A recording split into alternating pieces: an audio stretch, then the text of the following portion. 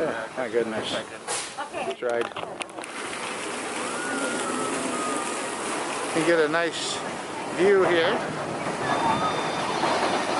Good place to get a couple of good camera shots as the train comes down the hill and loops around back through the mountain. Very good look at all the scenery here. And you can also get a view of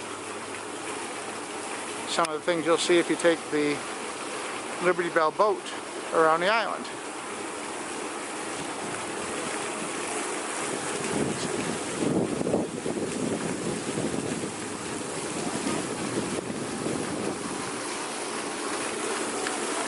And if you stand close, you can get a little wet from the fountain here.